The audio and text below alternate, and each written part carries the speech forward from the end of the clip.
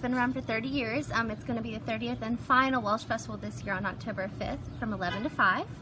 We're excited to have people come in. We've been working with the Fredericksburg Welsh Society for many years. Actually, it's my first year doing this, so I'm very excited to be present for the final and last one.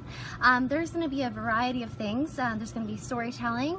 There's going to be live music, genealogy classes, learning about the Welsh heritage and culture. So we're really excited, and the museum will be open as well for tours. The Welsh Festival itself just takes place right in front of the museum, doesn't it? Yes, it does. It'll be taking place on the 900 block of Charles Street, and also we'll be having children activities in this museum courtyard as well. So all ages are welcome. James Monroe's Welsh heritage comes from his mother's side. We tend to think more of his Scottish heritage because of his name and the activity of Clan Monroe, both in Scotland and in this country. But the Welsh heritage is something that he took pride in. He didn't write a lot about his personal background, and so we've had to infer some things.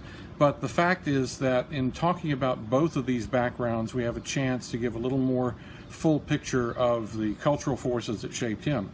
And it was coincidental that in Fredericksburg about 30 years ago, there was a group of people who, for one reason or another, had an interest in Welsh culture. In some cases, they were also of Welsh descent. And so they came together to form the Welsh Society of Fredericksburg, and almost simultaneously decided to do a festival in partnership with the museum. So it was this joined interest from the very beginning between the James Monroe Museum and the Welsh Society of Fredericksburg that brought us the Fredericksburg Welsh Festival. Right, it's great that the museum is able to tie in all of that too. I think that's what's made the museum has been able to do that. Right. It gives us a very distinctive public program to be associated with. It gives a chance to use the block in front of the museum as sort of a stage for a party. And it's been an interesting party over the years. It started as the Little Welsh Festival years ago, and there was a Scottish festival in town at the same time. That did not endure. The Little Welsh Festival sort of grew up and became the Welsh Festival. And we really hope that as we look at the end of the run, deciding that 30 years was time to sort of let it go out on a high note. Yeah. We hope that people will come down and experience this really distinctive festival and get to know the James Monroe Museum as well if they're not familiar with us. And we're here all the time, and we'll continue to do things that talk about Monroe's life and career and that of his family. But this will be a moment that we'll treasure as a 30-year run of a great program. We hope, just though it's a milestone along the way of all the other great programs we'll continue to do. And it's really for all ages. You can bring kids, as adults kids, you can adults, come. You can even bring dogs.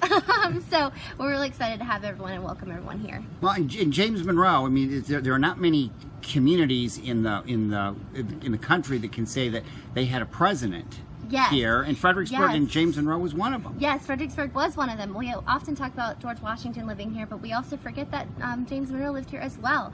He lived here for several years, and he had his office here and lived right up the road with his family. Well, and for people that aren't aware of it, I mean, there are some pretty cool things inside the James Monroe Museum on Charles Street. Yes, there are. We have the largest collection of artifacts and archives related to the 5th President of the United States. We have a great deal that informs his political career as well as his personal family life.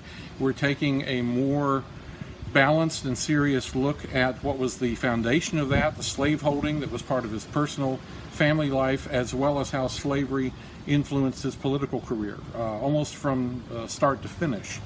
And so we tell a complete story, as complete as we possibly can, put it in the context of what was going on in the history of the country and in the world during those times.